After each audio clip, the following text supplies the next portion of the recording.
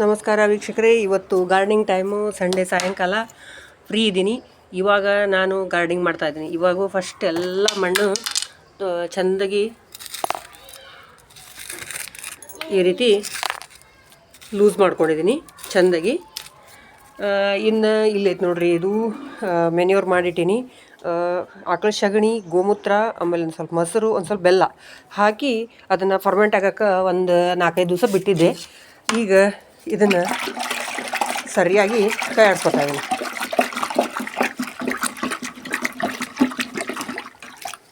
ಇದು ಒಂದು ಹೆಚ್ಚು ಕಮ್ಮಿ ಒಂದು 3-4 ಲೀಟ್ರ್ ಐತಿ. ಇದಕ್ಕೆ ಒಂದು 10-15 ಲೀಟ್ರ್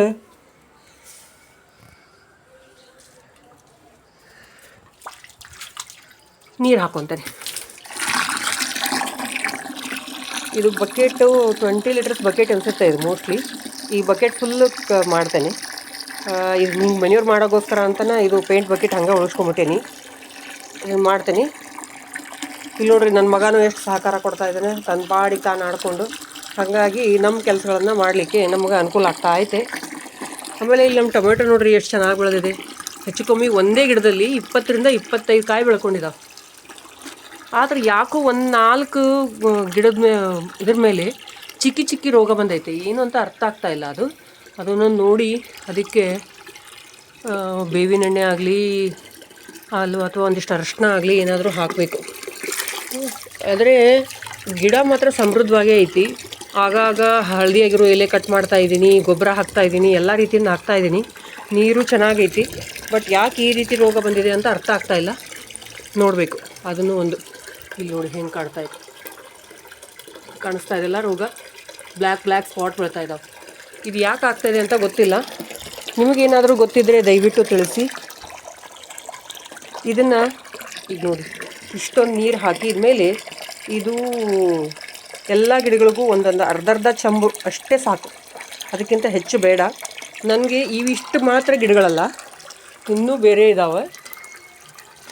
ಇಲ್ಲಿ ಇದಿಷ್ಟು ಫ್ರೀ ಜಾಗ ಇದೆ. ಇದು ಆ್ಯಕ್ಚುಲಿ ಇದು ಬೆಳೆದಿರೋದು ಸೀತಾಫಲ. ಇವು 3 ಇದ್ರ ಮಧ್ಯೆ ಈಗೆಲ್ಲ ಜಾಗ ಇದೆ ಅಲ್ಲ, ಇಲ್ಲಿ ನಾನು ಕೊತ್ತಂಬರಿ ಹಾಗೂ ಮೆಂತ್ಯ ಉದುರಿಸ್ಬೇಕು ಅಂದ್ಕೊಂಡಿದ್ದೀನಿ.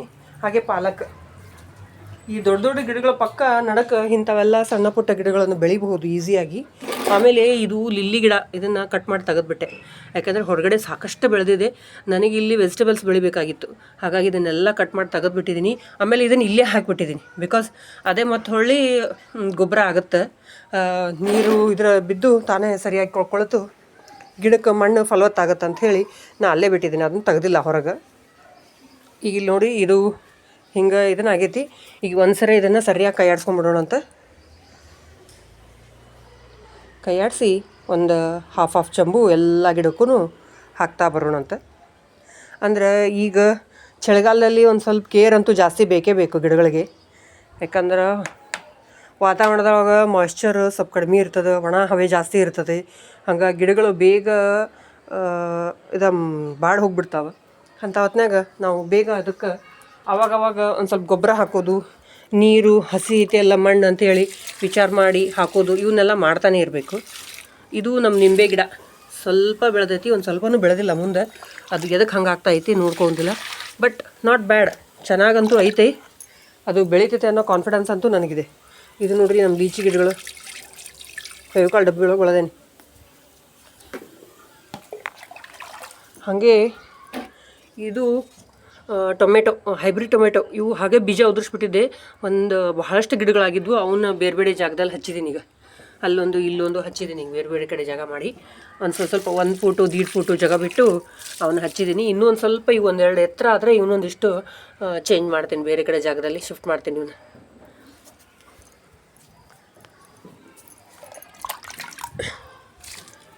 ಇಲ್ಲಿ ನೋಡಿ,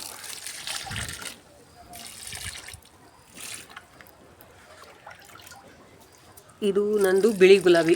ಒಂದು ಬಿಟ್ಟಿತ್ತು. ಅದನ್ನು ನಾನು ಆ್ಯಕ್ಚುಲಿ ಫಸ್ಟ್ ಹೂವು ಪ್ರಕೃತಿಗೆ ಬಿಡ್ತೀನಿ, 2ನೇ ಹೂವು ದೇವ್ರಿಗೆ ಏರಿಸ್ತೀನಿ, ಆಮೇಲೆ ನಮಗೆ ಬೇಕು ಅಂದ್ರೆ ತೊಗೊಳ್ತೀನಿ. ಹಾಗೆ ಮಾಡ್ತೀನಿ. ಇಲ್ಲ ಅಂದರೆ ನಾನು ಹೆಚ್ಚು ಹೂವು ಮುಡ್ಕೊಳ್ಳೋದು ಕಡಿಮೆನೇ. ಮಲ್ಲಿಗೆ, ಕನಕಾಂಬರ ಇವೆರಡು ಬಿಟ್ಟು ಬೇರೆ ಯಾವುದು ಮುಡ್ಕೊಳ್ಳಲ್ಲ. ಹಾಗಾಗಿ ನಾನು ಹೂಗಳನ್ನು ಸಾಧ್ಯವಾದಷ್ಟು ಪ್ರಕೃತಿಗೆ ಬಿಟ್ಟುಬಿಟ್ಟಿರ್ತೀನಿ. ದುಂಬಿಗಳು, ಎಲ್ಲ ಆಕರ್ಷಣೆ ಆಗ್ತಾವೆ. ಅದರಿಂದ ನಮ್ಮ ಬೇರೆ ಇವು ಕಾಯಿಪಲ್ಯ ಗಿಡಗಳನ್ನು ಬೆಳೆದಿರ್ತೀವಲ್ಲ ಅವು ಪಾಲಿನೇಷನ್ ಬೇಗ ಆಗಿಬಿಡ್ತದೆ. ಹಾಗಾಗಿ ಒಂದು ರೀತಿಯಿಂದ ಹೂಗಳನ್ನು ಅಲ್ಲೇ ಬಿಡೋದು ಬಹಳ ಒಳ್ಳೆಯದು ಅಂತ ನನಗೆ ಅನಿಸುತ್ತೆ. ಆಮೇಲೆ ನಮ್ಮ ಗಾರ್ಡನ್ನು ನೋಡ್ಲಿಕ್ಕೆ ಬಹಳ ಚಂದ ಇರ್ತದೆ. ಆ್ಯಕ್ಚುಲಿ ನಾನು ಇನ್ನೂ ಸರಿಗೆ ಮೇಂಟೈನ್ ಮಾಡಬೇಕು, ಎಲ್ಲ ಅದರೊಳಗಿರೋ ಇವನ್ನ ತೆಗಿಬೇಕು, ಕಸಗಳನ್ನೆಲ್ಲ ತೆಗೆದಿಡಬೇಕು ನೀಟಾಗಿ. ಆದ್ರೆ ನನಗೆ ಜಾಸ್ತಿ ಮಾಡೋದಾಗೋದಿಲ್ಲ because of this little angel. ಇಲ್ಲಿ ನೋಡ್ರಿ ಮಣ್ಣು ಆಡ್ಕೊಂತ ಕುತ್ಕೊಂಡಾನ. ಮಣ್ಣಿಂದ ಕಾಯ ಮಣ್ಣಿಂದ ಅಂತ ನಾವು ಸುಮ್ಮನೆ ಆಗ್ಬಿಟ್ಟೆ. ಆಟಾಡಲಿ ಎಷ್ಟು ಆಟಾಡ್ತಾರೆ ಮಕ್ಕಳು. ಮಣ್ಣು ಗಾಳಿ ಬೆಳಕಿಗೆ ಚೆಂದಾಗ ಎಕ್ಸ್ಪೋಸ್ ಆಗ್ಬೇಕಂತ, ಆವಾಗ ಅವರು ಚೆನ್ನಾಗಿ ಬೆಳೀತಾರಂತ, ಅವ್ರ ಇಮ್ಯುನಿಟಿ ಪವರ್ ಜಾಸ್ತಿ ಆಗ್ತದಂತೆ. ಇದನ್ನು ನಾನು ಕೇಳಿದ್ದೆ. ಹಾಗಾಗಿ ನಾನು ಜಾಸ್ತಿ ಅತಿ ಹೈಜೀನ್ ಇದನ್ನು ಅಂಥೇಳಿ ಮಾಡಕ್ಕೆ ಹೋಗೋದಿಲ್ಲ.